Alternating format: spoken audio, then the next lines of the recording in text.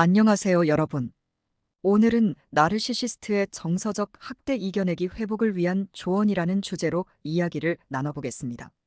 나르시시스트와의 관계에서 정서적 학대를 경험한 사람들은 심리적, 정서적 상처를 입게 되며 이는 일상생활에 큰 영향을 미칠 수 있습니다. 오늘은 이러한 상처를 치유하고 정서적 학대를 극복하는 방법에 대해 깊이 있게 살펴보겠습니다. 먼저, 나르시시스트의 정서적 학대가 무엇인지 이해하는 것이 중요합니다. 나르시시스트는 타인의 감정을 무시하고 자신의 욕구를 충족시키기 위해 타인을 조종하고 통제합니다. 그들은 상대방을 비난하고 조롱하며 상대방의 자존감을 낮추려 합니다. 이러한 행동은 시간이 지남에 따라 상대방에게 심리적, 정서적 상처를 입히게 됩니다.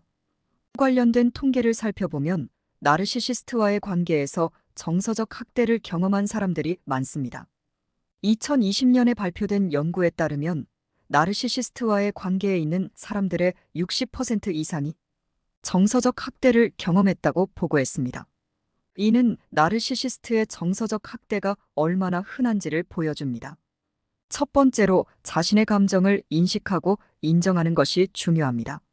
나르시시스트의 정서적 학대는 우리의 감정을 혼란스럽게 만들기 때문에 우리는 자신의 감정을 명확하게 인식하고 인정하는 것이 필요합니다. 이를 위해 감정 일기를 쓰는 것이 도움이 될 수 있습니다. 매일 자신의 감정을 기록하고 그 감정이 어떤 상황에서 발생했는지 분석해 보세요. 이를 통해 우리는 자신의 감정을 더 잘 이해하고 나르시시스트의 조작에서 벗어날 수 있습니다. 예를 들어, 한 여성이 나르시시스트 남자친구와의 관계에서 많은 혼란을 겪었습니다. 그는 그녀를 칭찬했다가도 갑자기 비난하며 그녀를 혼란스럽게 만들었습니다. 그녀는 자신의 감정을 기록하기 시작했고, 이를 통해 자신의 감정을 더 잘 이해하게 되었습니다. 이로 인해 그녀는 자신의 감정을 인정하고 더 이상 남자친구의 조작에 휘둘리지 않게 되었습니다. 두 번째로, 명확한 경계를 설정하는 것이 중요합니다. 나르시시스트는 우리의 경계를 무시하고 자신이 원하는 것을 얻기 위해 우리를 이용하려 합니다.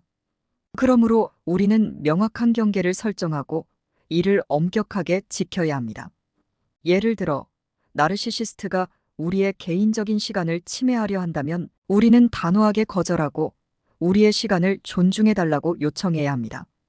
이러한 경계를 설정하면 우리는 나르시시스트의 조작에서 벗어날 수 있습니다. 관련된 통계를 살펴보면 경계를 설정한 사람들이 나르시시스트의 정서적 학대에서 벗어나는 데 성공한 사례가 많습니다.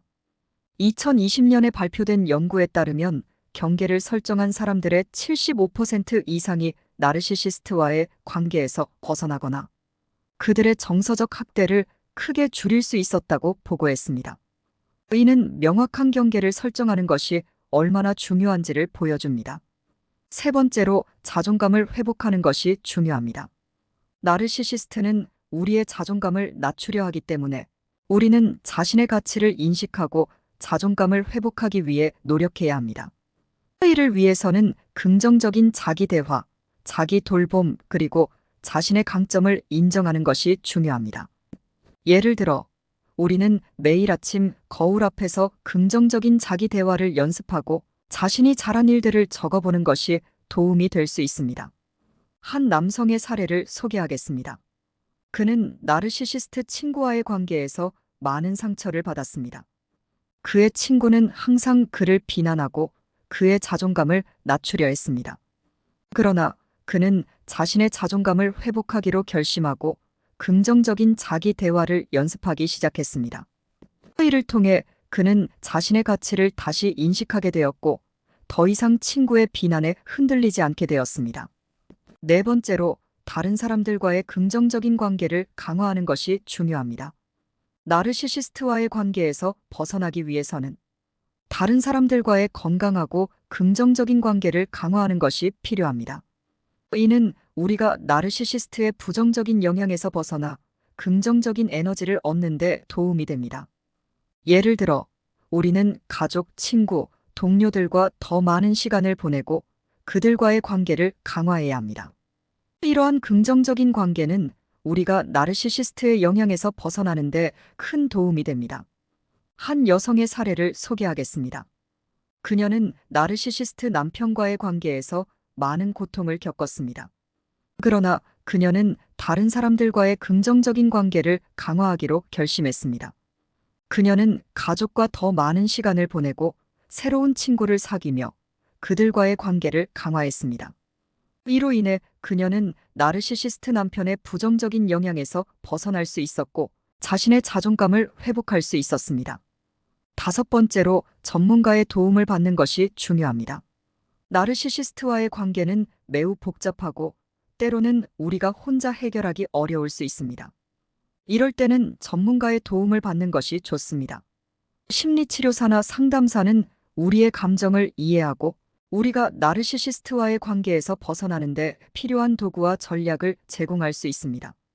또한 그들은 우리의 자존감을 회복하고 건강한 관계를 유지하는 데 도움을 줄 수 있습니다. 관련된 사례 연구를 하나 살펴보겠습니다. 한 여성은 나르시시스트 남자친구와의 관계에서 큰 스트레스를 받았고 결국 우울증에 빠졌습니다. 그녀는 심리치료사의 도움을 받기로 결심했고 치료를 통해 자신의 감정을 이해하고 나르시시스트 남자친구와의 관계에서 벗어나는 데 필요한 전략을 배울 수 있었습니다. 이로 인해 그녀는 자신의 삶을 되찾고 건강한 관계를 유지할 수 있었습니다. 이제 나르시시스트의 정서적 학대에서 벗어나기 위한 5가지 전략을 요약해 보겠습니다. 첫째, 자신의 감정을 인식하고 인정하는 것. 둘째, 명확한 경계를 설정하는 것. 셋째, 자존감을 회복하는 것. 넷째, 다른 사람들과의 긍정적인 관계를 강화하는 것. 다섯째, 전문가의 도움을 받는 것입니다. 이러한 전략들을 통해 우리는 나르시시스트의 정서적 학대에서 벗어나고 다시 우리의 삶을 되찾을 수 있습니다. 나르시시스트와의 관계는 매우 어렵고 때로는 우리의 정신적, 정서적 건강에 큰 피해를 줄 수 있습니다. 그러나 우리는 이러한 관계에서 벗어나기 위해 노력하고 실천 가능한 전략들을 사용하여 우리의 삶을 다시 정리할 수 있습니다. 오늘 소개해드린 전략들이 여러분께 도움이 되길 바랍니다. 감사합니다.